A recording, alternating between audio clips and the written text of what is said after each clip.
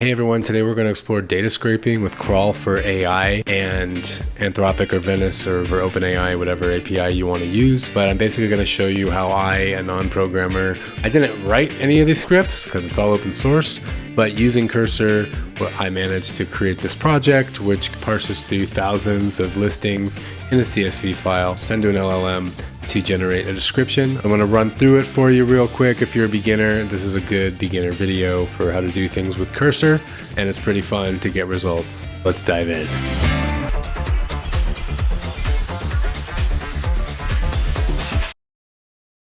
Okay, so first thing I want to say is don't take days off when it comes to scraping data, formatting it, and using LLMs to make it better, because you start to lose the workflow in your head. So I recommend starting this on a Monday or Tuesday instead of a Thursday or Friday, which is what I did, starting on a Thursday. And then in some ways it was great having to start over, but in any case, I finally figured it out. So I'm going to make a tutorial. So basically what we're going to do here is we're going to take a basic CSV file, and it has an address, a name, and a website. This is all public information on Google Maps. I'm not trying to dox anyone here. These are all schools.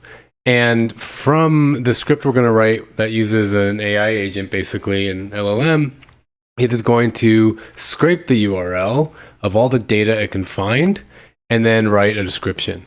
So as you can see here, Augsburg Park Montessori School is a small private Montessori institution in Ridgefield, Minnesota, serving families from these places. Committed to a child-centered learning approach, blah, blah, blah. Okay, so this is data to be used on a directory website, essentially. And you can't get these descriptions so well from Google Maps all the time. You have to go to their websites, but there's a lot of websites to scrape if you're making a directory. So that's why I wrote this little program. As you can see, if it couldn't find anything, then it just says no information is currently available. And so then one day I will go through or hire someone to go through manually to find that data. But for now, the script we're working with, it's called Crawl for AI. And basically it's free and open source. It's on GitHub. I'll put the link wherever you're watching this. And you just install it into your project folder. Boom. And then what's next? Then you set it up. And if you're unfamiliar with setting up Python scripts, I recommend you do some tutorials on it. You might not get such smooth installation results right away. Sometimes you got to install different versions of Python and whatnot. Okay, so that's all there. Here's a simple crawl to verify your installation is working okay. So here's where Cursor comes in. I copy that. And up until this point, you can use any terminal you want. I've been using the Cursor terminal, but I'll make a new file in here, and I'll call it verify install.py.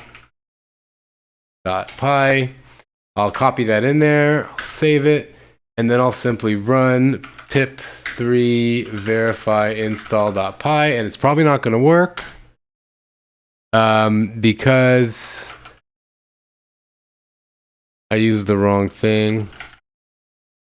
Pip Python verify install.py. Okay, Python 3. That's a good example. If you're new to this, sometimes you got to use all these different ones. Python 3 finally worked. So it worked. You see, it's green. It successfully scraped this website. This domain is for use in illustrative examples and documents. Okay, so it worked. All right, so we're successfully scraping, which means Crawl for AI is officially set up in our project workspace. I'm going to go ahead and close that script because we don't need it. Now, here's the script that I have already fine-tuned and made. And if we run through it, we'll make it from scratch. But first, I'll just want to show you what we're working for. So right now we're going to use Anthropic, but we're also going to use Venice. So I'm going to make two different scripts here and show you how to do it and how to switch. Or if you want to use OpenAI or Google Gemini, whatever it is, it's pretty straightforward. Here's our prompt. There's a system prompt. You're a professional education content writer. Then here's basically our input as the user. Please provide a concise, informative summary from the school in this website, from this website. If no information is available, output no information is available and move on to the next school. Do not make up information. If no information is available, say so, basically. I noticed that about LLMs. It's like they're insecure or something, and if they can't figure something out, they do it anyway, even though it's wrong. So this is the third iteration of me getting this URL scraping and summarizing script working, because I realized it's cool. It's like, wow, it's outputting new, but I realized it's making it up based off, oh, all Montessori schools are like this. We'll just say this. I'm like, wait a minute, I can't publish that. It's like not in good integrity. Plus, it means the script wasn't working. So anyway, content filter. Okay, this comes from the Crawl for AI actual script, and we're going to go through this as well. It filters the content that it scrapes, and then it turns it into Markdown from HTML, and then basically it feeds it into the LLM and then outputs it into a CSV. So I'm going to delete everything here, okay, and save it. We're going to start over. Now we see over here, we have the agent, or we have with the asking chat, I guess, or we have the edit. Agent is for building. So I'm just going to use agent. And I notice ask kind of works for building too, but I mainly use that for fixing errors when we get them from running the script.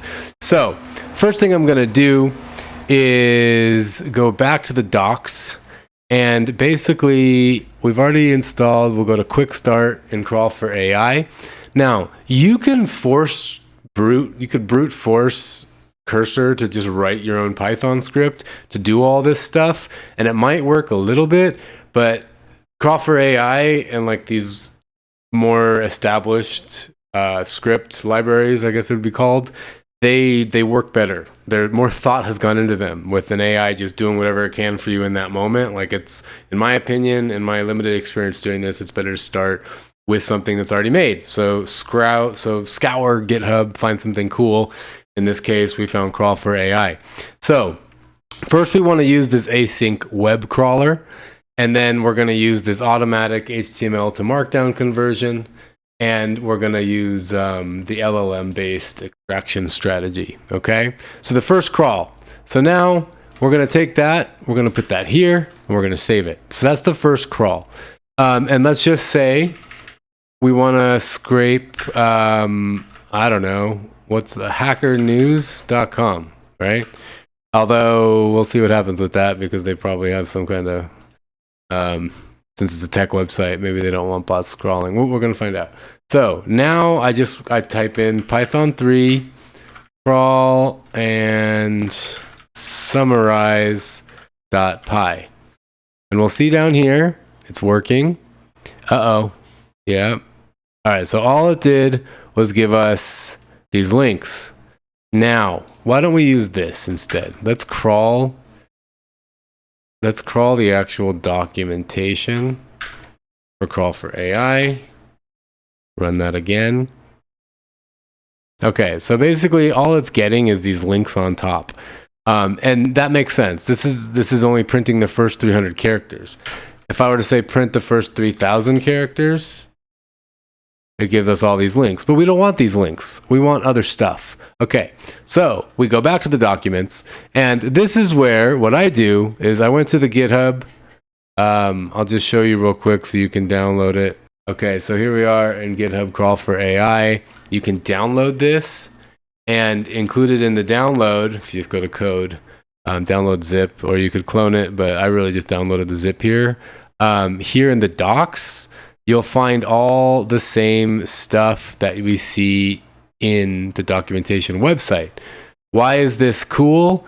Because we can bring the doc folder over to Cursor, and then we have all the sample code and instructions on how to do things. So one step at a time, we're going to copy and paste the instructions over to the Cursor AI chat and be like, okay, based on how Crawl for AI works, here's what we're going to do next. So, case in point, let's say we're going to use, what's first? Go back to here. We're going to do Markdown generation. That's true. We're going to do simple crawling. Yeah, let's start with this Markdown generation. So, this one's called Markdown Generation Basics. And if we're here in core, bit Markdown will be next, Markdown generation. So, I'm going to send this over to the agent. So here we are, markdown generation.md. I did Apple I or Command I to send it over. And then I'm also going to send over fit markdown, which, oops, Apple I. Okay, now I'm going to say we're going to go back to our script. This is where we start to build the vibe code. And we say, hey, we want to write a script. We want to, in this script, we want to parse through, we want to scrape the URLs in the provided CSV file. So we got v4 test crawler to Venice. I'm going to use that for Venice, and I'm going to use this one for Anthropic. So let's just say the file is going to be v4 test crawler 2.csv. And this script will scrape the URLs in the provided CSV file. Scrape. How about scrape the data? Scrape the content.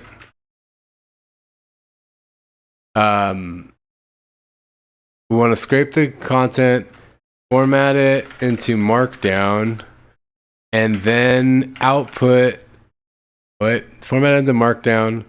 Use an LLM to generate a summary description of the school, and then output that description as a new into the empty description column of an updated CSV file.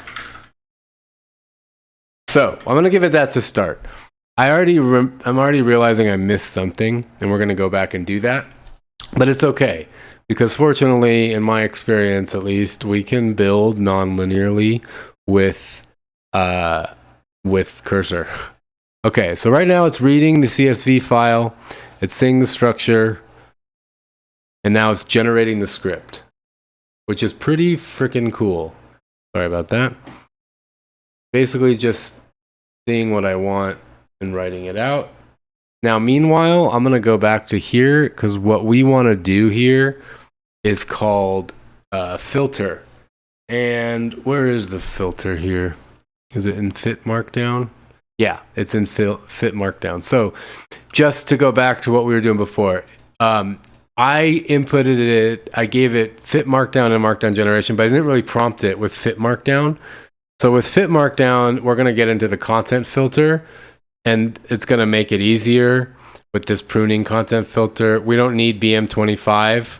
That's more if you're like searching for something and it's scraping something that's being searched for, to my understanding. But right now, pruning content is going to be just fine.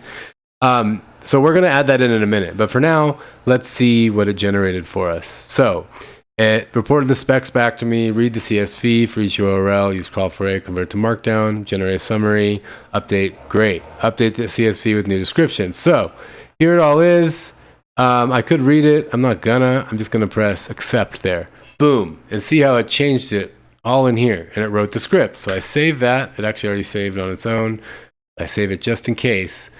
Okay, so now it's going to read the input CSV. It's going to crawl the website with content filtering. So maybe it actually did pick that up from fit markdown, which is cool. And we can actually ask, and we'll do that in a minute. Convert the content using default C. This is why you want to use the documents in there, because it knows what to do.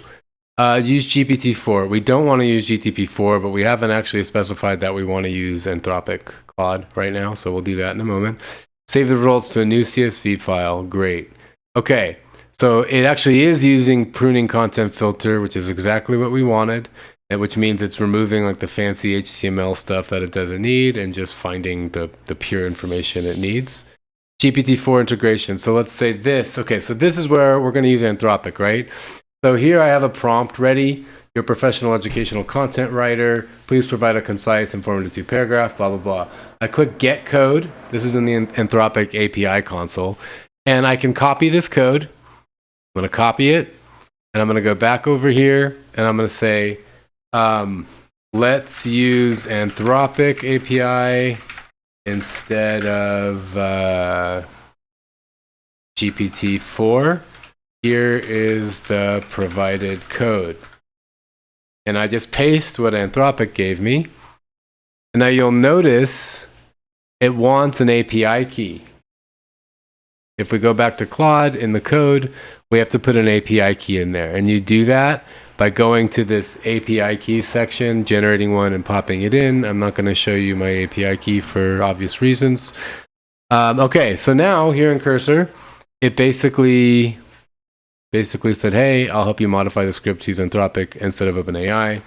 Okay, so see how it's changing certain things. So like basically in Git, which is like project management repos, like to get the different versions of what you've been working on, it'll show you when you have a new big change, okay, the red is what's being cut, the green is what's being added. So I'm just simply gonna say accept file and trust that it's working. It doesn't mean it is gonna work, but one step at a time, we make sure it works and we go to the next step. Okay, so where is the defaults? Okay, let's go back to the instructions. Uses the okay, so it wants a .env file with my variables. So the Anthropic API key that I pasted is actually in this M file. I'm also not going to show you that, but it's basically pretty simple. You just write Anthropic API key, look, equals paste API key. Just paste it there. And then you save that as .env, and then boom, it'll show up and you don't have to put it in the script. The reason you put it in an env file is so once it's online, which this isn't going to be online, but it's just good practice because then it can't be accessed from the outside world. Okay, so right here it's choosing the model, the max tokens, the temperature. All right, so we've got it. We've got the prompt. It's all there. Now it's saying we need to install Anthropic. Now let's watch what happens if we don't install Anthropic and we run the script. Oh, okay, yeah.